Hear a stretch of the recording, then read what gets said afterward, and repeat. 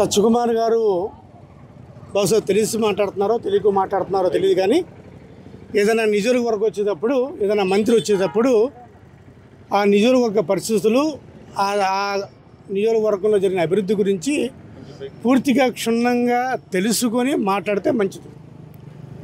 సంతోషం. నందిగామకి 100 పడకల ఆసుపత్రి ఎవరి హయాంలో వచ్చిందన్నది ప్రజలందరూ తెలుసు. ఇప్పుడేదో మేము తీసుకొచ్చాం మా వల్ల అయిందంటే మరి అంతకన్నా హాస్యాస్పదం ఏది లేదు. మంచిది అయినా సరే ప్రజలకు తెలుసు కదా 100 పడకల ఆసుపత్రి ఎవరు తీసుకొచ్చారు, ఎవరు ప్రయత్నం చేశారు, ఎవరు శంకుస్థాపన చేశారు, ఎవరి టైంలో టెండర్ వచ్చింది, ఎవరి టైంలో టెండర్ కన్ఫామ్ అయింది, ఎవరి టైంలో కలెక్టర్ వచ్చి శంకుస్థాపన చేశారు, ఎవరు భూమి ఇచ్చారు, ఆ భూమి ఇచ్చిన వ్యక్తులు ఎవరు, వాళ్ళేమీ వైఎస్ఆర్ కాంగ్రెస్ పార్టీ చెందిన వ్యక్తులు కూడా కాదు. ఈ నందిగామ మీద ప్రేమతో ఇచ్చిన వ్యక్తులు, భూమి ఇచ్చిన వ్యక్తులు, ఇవన్నీ ప్రజలందరికీ తెలుసు. ఏదో 100 పడకల ఆసుపత్రి మేము తీసుకొచ్చామంటే అలా చెప్పుకుంటంలో వాళ్ళకి సంతోషం కలిగిస్తే అంతకన్నా సంతోషం నేను పడను. మంచిది, సంతోషపడిన. వాళ్ళు 100 పడకల ఆసుపత్రే కాదు తీసుకొచ్చింది, వాళ్ళ కేంద్రీయ విద్యాలయం తీసుకొచ్చారు, వాళ్ళే తీసుకొచ్చారు.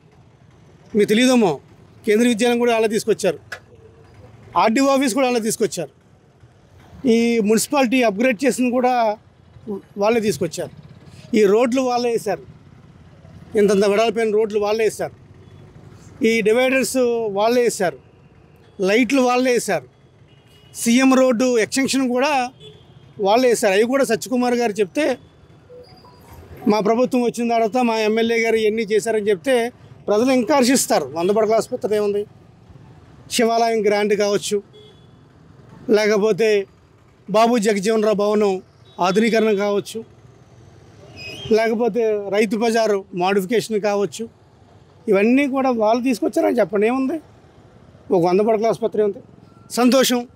ఇదే సత్యకుమార్ గారిని నందిగామ ప్రజల తరపున మరి తోటి నాయకులు మరి ఎవరైతే ఇక్కడ ఎమ్మెల్యేగా ఉన్నారో వాళ్ళు కూడా నందిగామ లక్ష్యం 100 పడకల ఆసుపత్రి కాదు, నందిగామ లక్ష్యం 100 పడకల ఆసుపత్రితో పాటు మెడికల్ కాలేజ్ కూడా, ఆ మెడికల్ కాలేజ్ కూడా వాళ్ళు తీసుకొచ్చి వాళ్ళ ఖాతాలో వేసుకుంటే అప్పుడు మీరు సాధించారని చెప్పి ప్రజలు విశ్వసిస్తారో నమ్ముతారు. ఎవరో చేసిన పనులకి మేము చేసాము అంటే ఇంకా అంతకన్నా తృప్తి ఇంకేముంటుంది.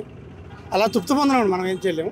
కానీ ఏదేమైనప్పటికీ కూడా ఇప్పటికీ మేము చెప్తున్నాం, ఆసుపత్రి నిర్మాణం అనేది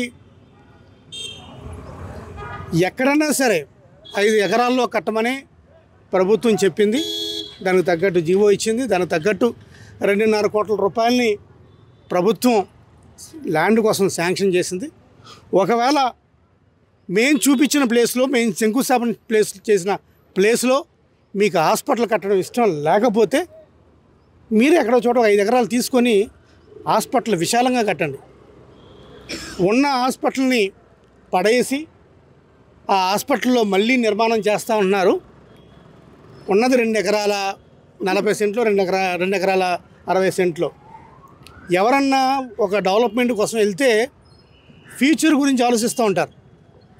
విత్తిన 2 ఎకరాల్లోనే హాస్పిటల్ కట్టాలి, అక్కడే 4 అంతస్తులు వేయాలి అనుకోవడం అనేది ఏ పార్టీ చర్య అనేది నాకైతే అర్థం కాదు. మీకు ప్రజామోదం ఉంది, ప్రజలందరూ కూడా అక్కడే కోరుకుంటే మంచిదే. అలా కోరుకునే పక్షంలో ఒక అఖిలపక్షం వేయండి, అందరి అభిప్రాయాలు తెలుసుకోండి. పోనీ అఖిలపక్షం కాకపోతే వితిన్ మీ పార్టీలోనే నాయకులందరినీ పిలవండి. ఏ హాస్పిటల్ ఎక్కడైతే బాగుంటుంది, 100 పడకల హాస్పిటల్ ఎక్కడైతే బాగుంటుందో కనుక్కోండి. అంతే తప్ప వాళ్ళు చేశారు కాబట్టి అక్కడ పెట్టకూడదు, నా పట్టే గెలవాలి, నా పంతమే గెలవాలి, హాస్పిటల్ పడేసి మళ్ళీ హాస్పిటల్ కట్టే వరకు ఈ హాస్పిటల్ని ఎక్కడ పెడతారు? రోగులు ఎలా ఇబ్బంది పడతారు? పేషెంట్లు ఇబ్బంది పడరా? 6 నెలల్లో కడతారా, 8 నెలల్లో కడతారా, 4 నెలల్లో కడతారా, లేకపోతే మ్యాజికల్ చేసి 2 నెలల్లో కడతారా? అదంతా కూడా ప్రజలు గమనిస్తున్నారు. ఇప్పుడు వాళ్ళు చెప్పుకున్నట్టు మేము 100 పడకల ఆసుపత్రి మేమే తీసుకొచ్చేస్తామని చెప్పుకుంటున్నారు, సంతోషం.